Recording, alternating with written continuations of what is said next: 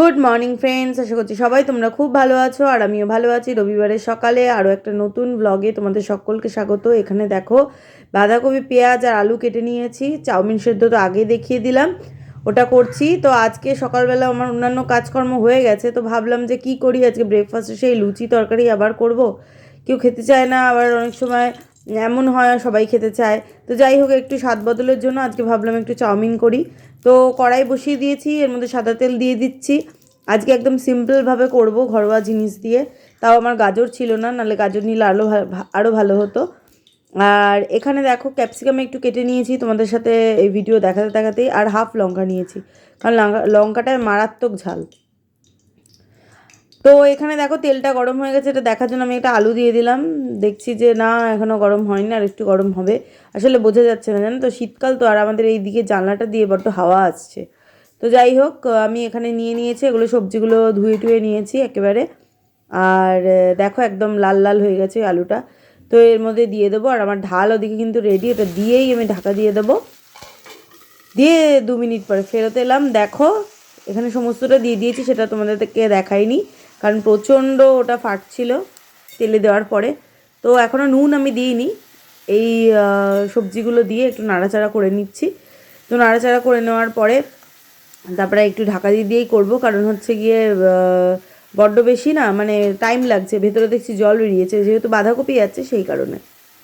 তো এবার এর মধ্যে দিয়ে দিলাম ক্যাপসিকাম আর ওই হাফ লঙ্কা যেটা কেটে রেখেছিলাম ওটা।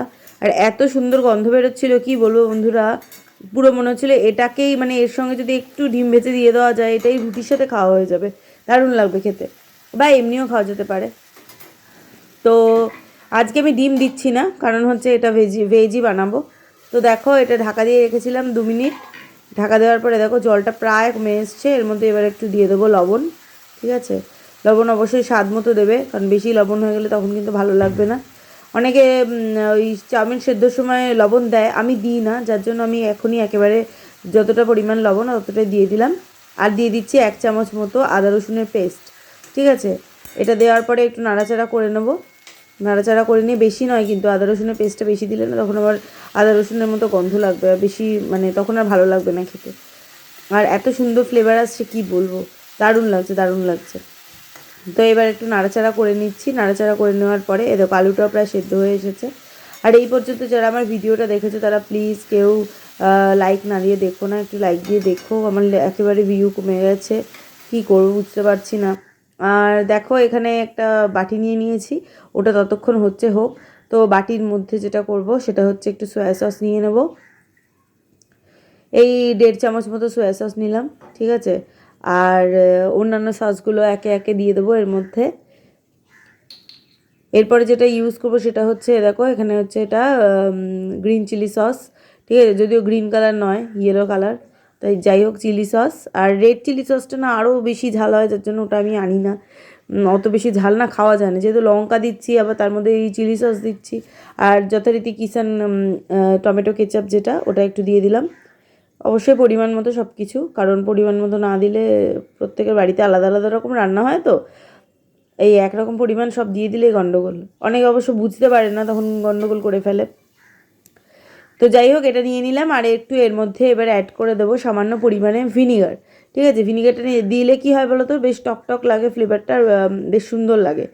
তো এই দেখো এখানে দিয়ে দিচ্ছি প্রায় 1-1.5 চামচ মতো ভিনিগার। এবার এটা যেটা করব সেটা হচ্ছে একটু নাড়াচাড়া করে নেবো। আমার ছুরিটা হাতের কাছেই রয়েছে, তো ছুরি দিয়েই আমি এটা করে নিচ্ছি। দেখো এটা আমি ভালো করে গুলে নিলাম। তো আমার ওদিকে ওই যেটা ভাজতে বসিয়েছিলাম ওটাও কিন্তু প্রায় হয়ে এসেছে, কারণ বেশ সুন্দর গন্ধ বেরোচ্ছে, মানে একদম রান্না হয়ে যাওয়ার মতো। তো চলো খুলে দেখি। এই যে হ্যাঁ, একদম হয়ে গেছে, দেখুন নিশ্চয়ই লাল লাল মতো একটা দিক হয়ে যাচ্ছে। যাই হোক, বেশি লাল লাল হয়ে গেলে তখন আর খেতে ভালো লাগবে না। ঝপাঝপ এর মধ্যে দিয়ে দেবো চাউটা। ঠিক আছে, আর প্লিজ যারা নতুন দেখছো চ্যানেলটাকে, তারা ভালো লাগলে সাবস্ক্রাইব করো। আর এই পর্যায়ে আমি দিয়ে দিচ্ছি একটু চিনি। ঠিক আছে, একটু মিষ্টি মিষ্টি হবে, নাহলে বেশি ঝাল হয়ে গেলে তখন ভালো লাগবে না। আর যদি ভালো না লাগে তাও অন্তত একটা লাইক দিয়ে দিও। ঠিক আছে, আর প্লিজ কেউ স্কিপ করে দেখো না। হ্যাঁ, কারণ কি বলো তো, অনেক কষ্ট করে ভিডিও আমরা বানাই, তারপরে কেউ দেখে লাইক দেয় না। কমেন্ট তো ছেড়ে দাও, কমেন্ট করা দাও, কেউ করে কেউ করে না, কোনো ঠিক নেই। আর যারা আমরা নতুন ইউটিউবার তাদেরকে ক্ষেত্রে তো অসুবিধা না, মানে কেন জানি না লোকে উল্টোপাল্টো জিনিস দেয়, সেগুলোতে ভালো ভিউ পাওয়া যায়। যাই হোক, আমাদের এগুলো আর কে দেখবে।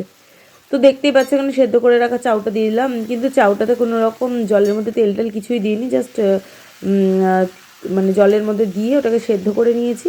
আর আমি পুরো সেদ্ধ করি না, মানে খানিকটা শক্ত থাকে, তারপরে ঢেলে নিয়ে তার মধ্যে ঠান্ডা জল ঢেলে দিই, দিয়ে তারপরে যখন রান্না করি তখন দেখি একদম মানে একদম স্মুথ হয়ে যায় ব্যাপারটা। তো যাই হোক, এটা হচ্ছে নাড়াচাড়া করে নেবো। নাড়াচাড়া করে নেওয়ার পরে যেটা করব, আমার বানিয়ে রাখা সসটা এর মধ্যে ঢেলে দেবো।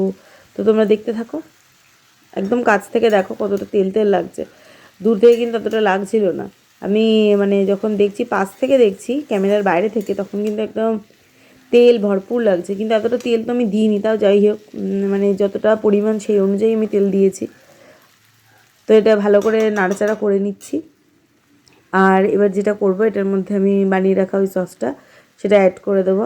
দেওয়ার পরে এই যে এখানে দিয়ে দিলাম। আহা, দেওয়ার পরে কি যা সুন্দর গন্ধ বেরোচ্ছে না, মানে সস টস সব কিছু মিলিয়ে একটা দারুণ গন্ধ বেরোচ্ছে।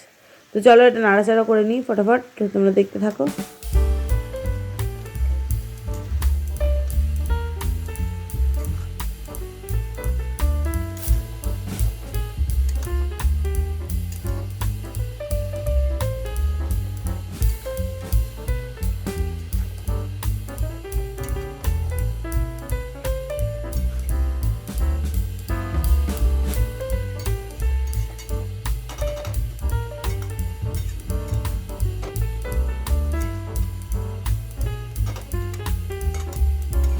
তো ভালো করে নাড়াচাড়া করা হয়ে গেছে, এবার দিয়ে দেবো একটু ঢাকা। ঢাকা দিয়ে 2 মিনিট পরে ফেরত আসবো। তো দেখো 2 মিনিট পর ফেরত এসেছি, এখানে কাপ দিয়ে সব ধুয়ে নিয়েছি একটু চায়ের। আর চলো দেখি কড়াইটা খুলে কেমন হয়েছে। ঢাকনাটা খুললাম, কড়াই খুলে বলছি, ঢাকনা খুলে। আহা, ভীষণ গন্ধ, সুন্দর গন্ধ আসছে, বিশ্বাস করবে না, মানে পুরো আমার ঘর পুরো ভর্তি হয়ে গেছে গন্ধে। অথচ আজিনোমোটো বা গোলমরিচ কিছুই তো দিইনি। যাই হোক, নিজের রান্না নিজেই ভালো ভালো করছি। তো যাই হোক, কেমন লাগলো তোমরা অবশ্যই জানিও। আমরা সেদিনকে খুব ভালো করে খেয়েছি সকালবেলার খাবারটা। আর পরে দেখা হচ্ছে একটা অন্য ভিডিও। সবাই ভালো থেকো, সুস্থ থেকো, আনন্দে থেকো, টাটা।